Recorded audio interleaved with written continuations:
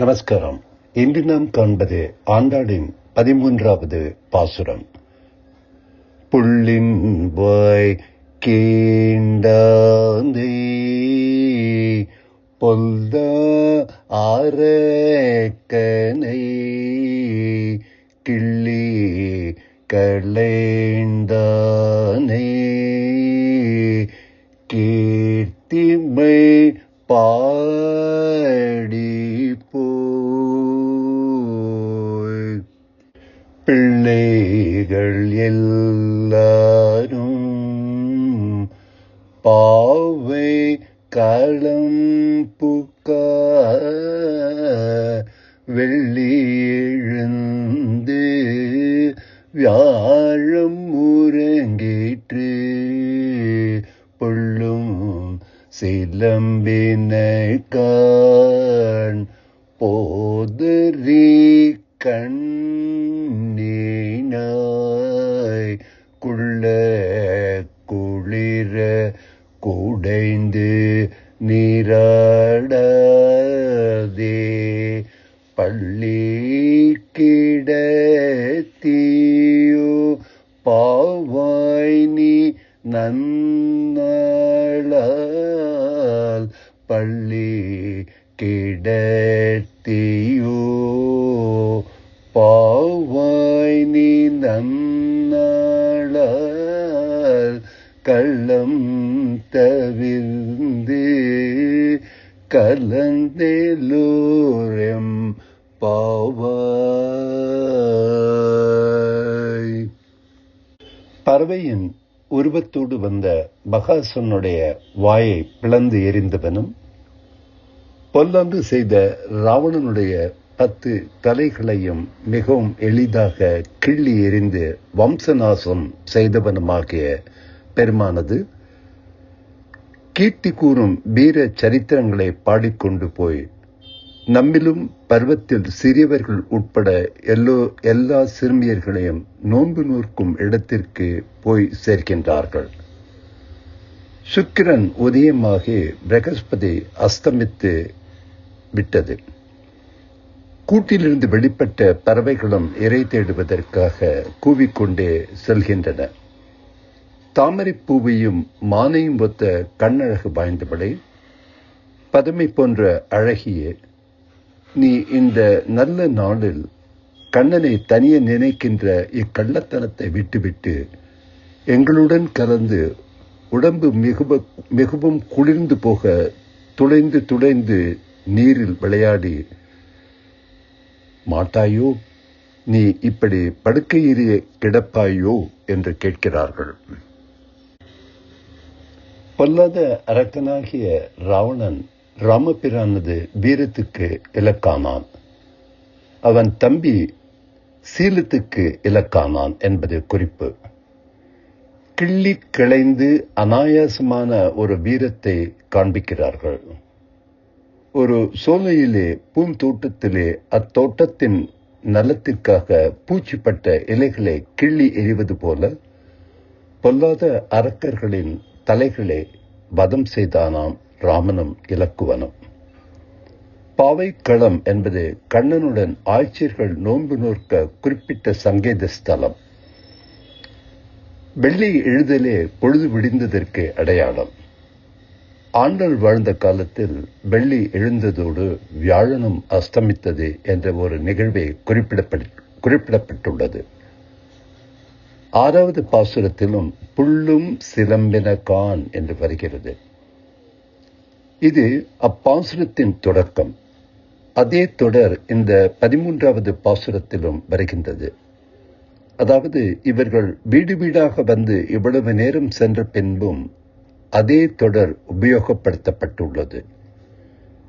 எனவே இங்கு கூட்டிலிருந்து வெளிப்பட்ட பின்பு வெளியே இறை தேடி செல்லும் பொழுது பறவைகள் ஆரவாரம் செய்கின்றன என்பது பொருள்பட இருக்க வேண்டும். போது அரிக்கண்ணினாய் என்று தொடருக்கு வேறு ஒரு விதமாகவும் பொருள் கொள்ளலாம். தாமரைப்பூவிலே வண்டு படிந்தாற் போன்ற கண்ணழகு வாய்ந்தவளே, அரி என்பது வண்டுக்காக, பூவின் அழகை கொள்ளை கொண்ட கண்ணழகு உடையவளே, அரித்தல் என்பது கவர்தல். தாமரையும் கரும் குவளையையும் இது இரண்டும் குறிக்கின்றது. இத்தொடரில் இருந்துதான் பெண் விசேஷமாக கண்ணழகு வாய்ந்தவள் என்று ஊகம் செய்யப்படுகின்றது. குள்ள குளிர என்பது செக்கச் சிவந்து என்ற சொற்றொடர் போல பயன்படுத்தப்படுகின்றது.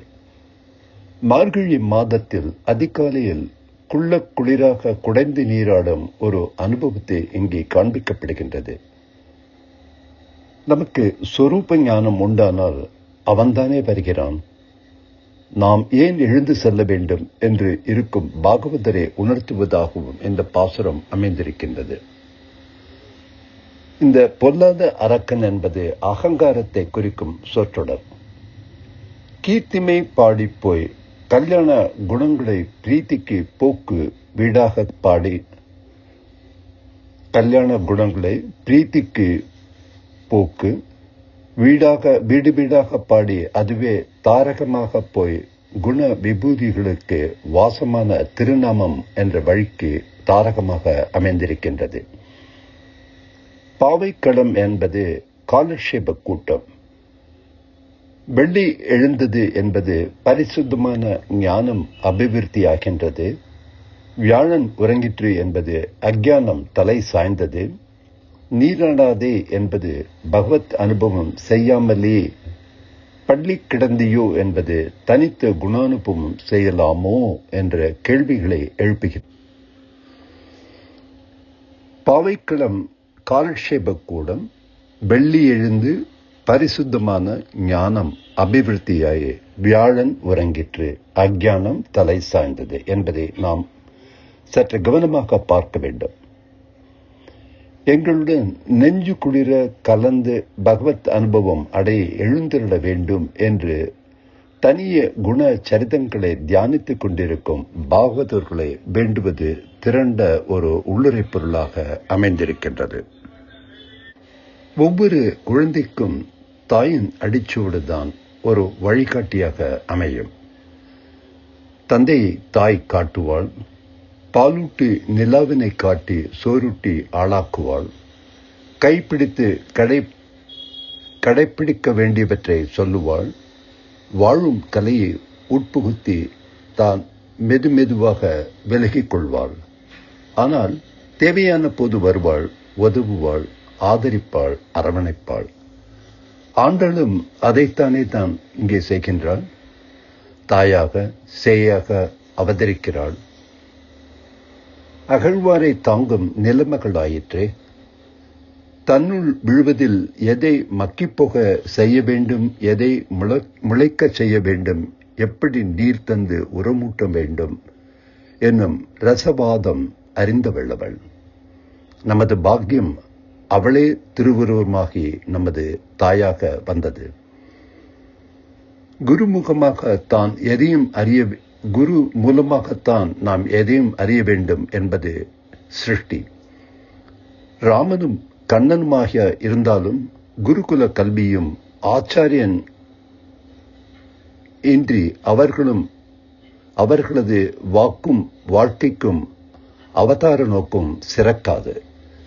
தெய்வமாகவே வந்தாலும் ஒரு கட்டுப்பாட்டில் தானே இருக்க வேண்டும். ஒரு உத்தம பாகவதரையோ தன் தந்தையாக ஏற்று அவரே ஆச்சாரியனாக பணிந்த கல்யாண குணத்தை எப்படி போற்றுவதோ ஆண்டாளுக்கு அது கிடைத்தது. வேதத்தின் வித்தாக திருப்பாவையை உலகுக்கு ஓதி உணர்த்த மறையோதும் குலத்தில் பிறந்து மறைப்பொருளை எளிதாக்கி தந்தாள். மா என்றாலே மகாலட்சுமி தான். மாதா பிரணவ மந்திரத்தில் அகார உகார மகார விளக்கத்தை பார்க்கும் பொழுது மா எனும் ஜீவாத்மாக்களை கரையேற்றும் அவளது தாபம் நமக்கு புரிகின்றது. மார்கழி என்று திருப்பாவையை லக்ஷ்மிகரமாக துவங்கி உலகோரை நெருங்கும் சூட்சுமம் நமக்கு புரிகின்றதல்லவா? மார்கழி திங்கள் மதியை காட்டி நமது மதி அறிவுக்கு விருந்து படைத்தவள் ஆண்டாள். தெய்வத்தின் திருக்கரங்களால் நமக்கு அன்னப்பிரசானம் செய்யப்பட்டது. ஆண்டாள் திருவடிகளே சரணம்.